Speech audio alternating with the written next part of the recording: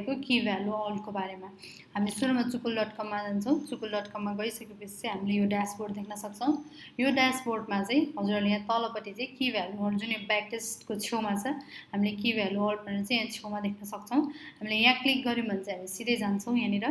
की value अल्टमा हामी जान्छौँ र हामीले यदि यहाँ हाम्रो कहाँनिर फिचर छ भन्नुहुन्छ भने चाहिँ बाइसेल सिग्नल जोनको यहाँनिर तलपट्टि ब्याक टेस्ट इन्जिनको तलपट्टि चाहिँ यो फिचर रहेको छ यसमा चाहिँ की भ्यालु अल्टको काम भनेको चाहिँ कुनै पनि दिनको मार्केट क्लोज भइसकेपछि चाहिँ त्यो दिन चाहिँ त्यो कुनै पनि स्टकमा चाहिँ केही इभेन्ट टेक्निकल इभेन्ट केही हुन्छ भने चाहिँ यसले त्यो टेक्निकल इभेन्ट चाहिँ भनिदिन्छ के भएको थियो भनेर चाहिँ हामीले देख्न सक्छौँ यो चाहिँ सबै स्टक पाउन सक्नुहुन्छ प्लस हामीले कुनै पनि स्टकमा चाहिँ यदि हजुरहरूको स्टकमा चाहिँ यसरी हजुरले यसरी यहाँ गएर हेर्नुहुन्छ र यहाँ पनि लेभल अल्ट भनेर पाउनुहुन्छ यहाँ लेभल अल्टमा थिच्नुभयो भने चाहिँ हजुरले देख्न सक्नुहुन्छ हिजो यसमा कुनै पनि की भ्यालु अल्ट चाहिँ आएको रहन्छ अरूमा चाहिँ हजुरहरूले यसरी आफूसँग भएको स्टक सर्च गरेर यहाँ लेभल अल्टमा जानुहुन्छ भने त्यहाँबाट पनि हेर्न सक्छौँ अप्पीमा के भएको थियो भने अस्ति 27 तारिकमा भएको रहेछ 28मा के पनि भएको रहेछ अप्पीमा के पनि टेक्निकल इभेन्ट भएको थियो तर अलिक स्पेसल खालको चाहिँ त्यस्तो के पनि भएको रहेछ 27मा चाहिँ पिभोट लेभल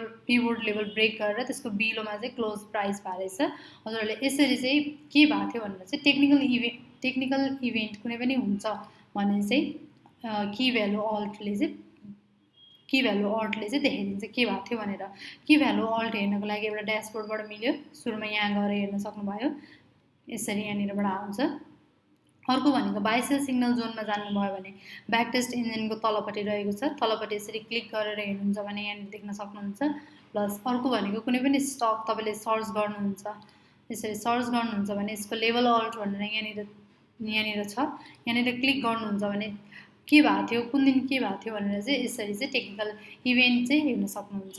अर्को फिचर भनेको चाहिँ हाम्रो चुकुल पर्फर्मेन्स भनेर छ यो फिचर नै चाहिँ हैन तर चुकुलको पर्फर्मेन्स चाहिँ कस्तो छ के छ भनेर चाहिँ हामीले हेर्न सक्छौँ कसरी हेर्ने त चुकुलको पर्फर्मेन्स भने हामी यहाँ जान्छौँ हाम्रो यो ओभरअल पर्फर्मेन्स देख्न सक्छौँ हाम्रो एभरेजमा प्रफिट इच ट्रेड गर्दाखेरि 10% रहेछ हाम्रो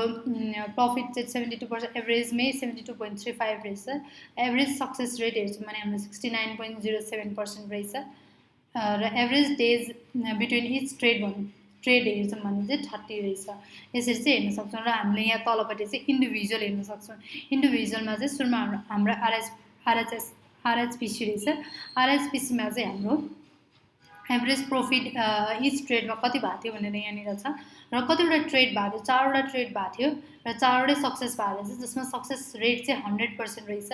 कति दिन बिचमा भएको थियो भने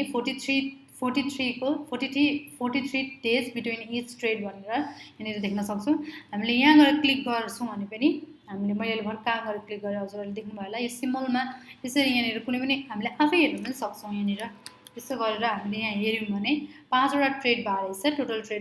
22 सिग्नल 5वटा दिएको रहेछ त्यसमा 4वटा सक्सेस भएको रहेछ र त्यसमा चाहिँ 80 त्यही भएर चाहिँ 80% चाहिँ यसको सक्सेस रेट पाउन सक्छौँ हामीले यहाँ यसरी क्लिक गरेर हेऱ्यौँ भने हामीले यो स्क्रिन आउँछ र हामीले यो तलपट्टि यो जुन यसरी तलपट्टि चार्टको तलपट्टि गएर हेऱ्यौँ भने चाहिँ यहाँनिर चाहिँ यसको पर्फर्मेन्स रिपोर्ट पाउँछौँ र साथै कहिले बाई आएको थियो कति प्राइस हुँदा आएको थियो र सेल कहिले आएको थियो त्यसमा प्रफिट कति भएको थियो स्टप लस कति भएको थियो भनेर चाहिँ हामीले हेर्न सक्छौँ त्यसको प्रफिट टार्गेट कति थियो स्टप लस कति थियो भनेर चाहिँ हेर्न सक्छौँ हामीले जसमा देख्यौँ 5वटा ट्रेड भएको रहेछ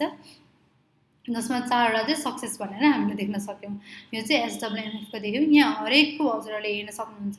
जस्तै हाम्रो यहाँनिर जोशीमा हाम्रो 7वटा ट्रेड हुँदाखेरि 7वटै सक्सेस भएको रहेछ र सक्सेस रेट चाहिँ हाम्रो 100% रहेछ र यसको चाहिँ डेज बिट्विन इच ट्रेड चाहिँ 36 रहेछ हामीले जोशीको यसरी हेऱ्यौँ भने हामीले यहाँ यो स्क्रिन आउँछ यो स्क्रिन आएर हामीले चार्टको तलपट्टि हेऱ्यौँ भने चाहिँ चुकुल पर्फर्मेन्स रिपोर्ट भनेर छ जसमा 7वटा ट्रेड भएर 7वटा सक्सेस भएको यहाँ पनि देख्न सक्छौँ र यहाँ तलबाट चाहिँ हाम्रो जुन आइरहेछ यहाँबाट चाहिँ हेर्न सक्छौँ यहाँनिर यसो गरेर हामीले अल गऱ्यौँ भने चाहिँ 7वटा पनि हेर्न सक्छौँ कुन दिन आएको थियो कसरी आएको थियो कतिमा आएको थियो कसरी भन्दा नि कतिमा आएको थियो र त्यसको सेल डेट कहिले थियो र प्रफिट कति भयो अथवा स्टप लस छ भने स्टप लस कतिमा भयो भनेर चाहिँ हामीले हेर्न सक्छौँ त्यति मात्रै नभएर हामीले यो चार्टमा पनि हेर्न सक्छौँ जुन चाहिँ हामीले पहिलाको भिडियोमा पनि कुरा गरिसकेका छौँ